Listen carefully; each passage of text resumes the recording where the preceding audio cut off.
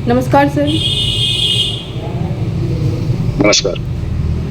आपका हमारे news channel में स्वागत है, न्यूज़ लाइन में।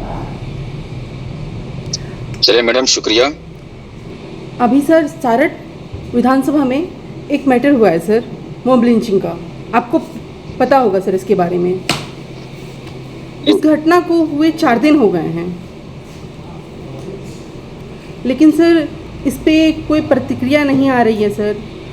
आपको पता होगा, तो अभी इस पर आपका क्या कहना है सर? मैडम देखिए, सर्वप्रथम वो मॉब लिंचिंग नहीं है, ठीक है। इसको देखा जाए तो प्रशासन के द्वारा इसका एक मर्डर हुआ है, और जाहिर सी बात है कि प्रशासन जो होता है वो शासन के अंडर में होता है।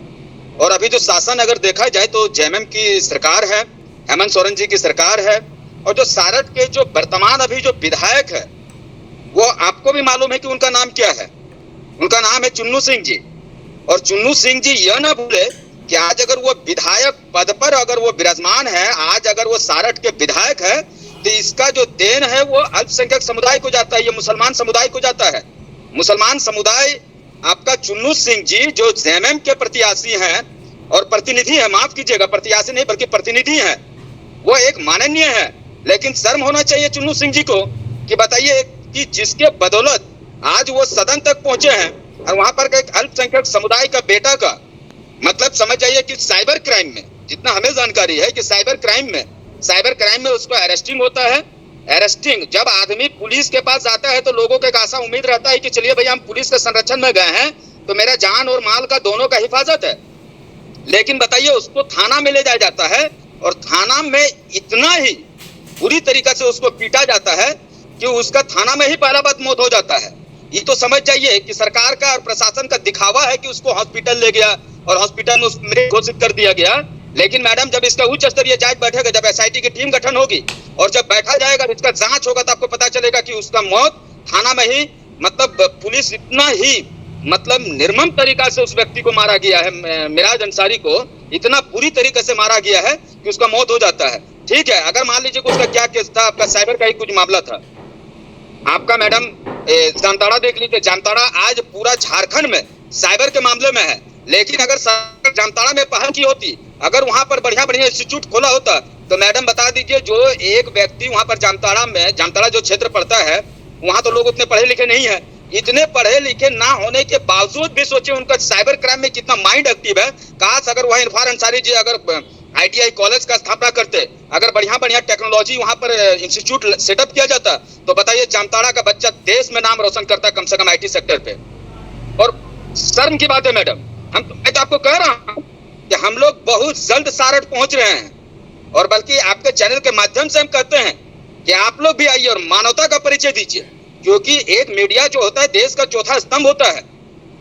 आप लोग पारदर्शिता कीजिए, ट्रांसपेरेंट कीजिए कि वाकई में उस व्यक्ति का मौत कैसा हुआ है।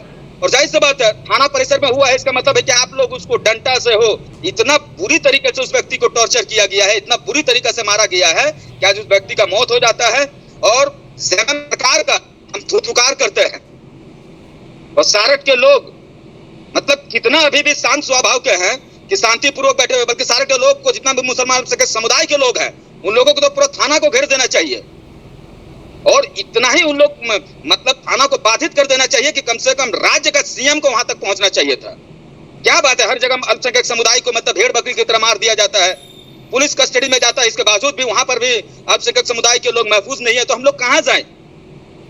अल्पसंख्यक समुदाय हेमंत सोरेन जी को मतलब वोट झोली भर भर के देते हैं, लेकिन हेमंत सोरेन जी को तनिक भर भी 1% का अगर बात करें तो 1% भी उनको अल्पसंख्यक समुदाय के ऊपर दया नहीं है।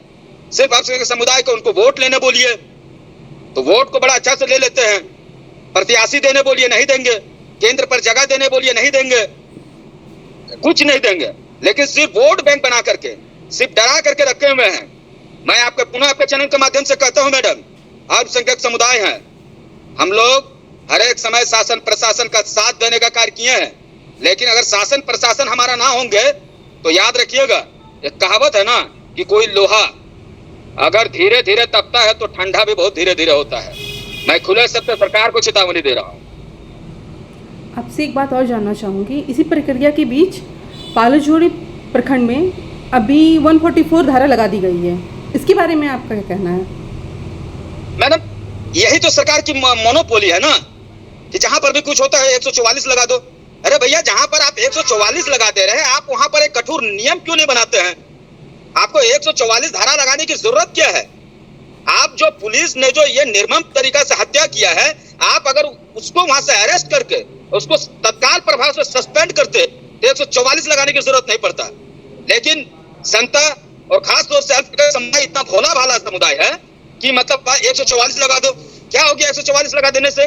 क्या 144 लगा देने से पूरा झारखंड में मॉब लिंचिंग या फिर हत्या रुक जाएगी? क्या पुलिस का जो मनोबल इतना बढ़ा हुआ है, क्या वो मनोबल घट जाएगा? अगर 144 लगा देने से अगर उनका मनोबल घट जाता है, अगर सरकार एक ठोस निर्णय और एक ठोस कदम उठाती है मॉब लिंचिंग पर या पुलिस प्रशासन पर, तब हम कहेंगे कि नहीं, आप 144 लगा दिया। 144 लगा करके आप सिर्फ भोला भाला जनता को दिग्भ्रमित कर रहे हैं, ताकि 2-4-5 दिन हो, ये मामला शांत हो जाए और फिर से आपको एक सप्ताह बाद पुनः आपको कहीं पर एक अल्पसंख्यक समुदाय का बेटा का मौत हो जाएगा। तो मैडम, 144 लगा देने से कुछ नहीं होगा, बल्कि 144 धारा लगाने से पहले अगर सरकार मुसलमान के प्रति निष्ठा रखती तो उस पुलिस प्रशासन बल को, उस थाना के जितने भी पदाधिकारीगण हैं, जितने भी पुलिस के बल के लोग हैं, सारे लोगों को तत्काल प्रभाव से सस्पेंड कर देना चाहिए।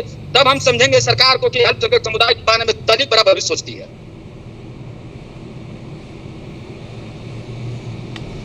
बहुत बहुत धन्यवाद सर, आपने अपना कीमती वक्त हमें दिया। बिल्कुल मैडम, आपको भी धन्यवाद।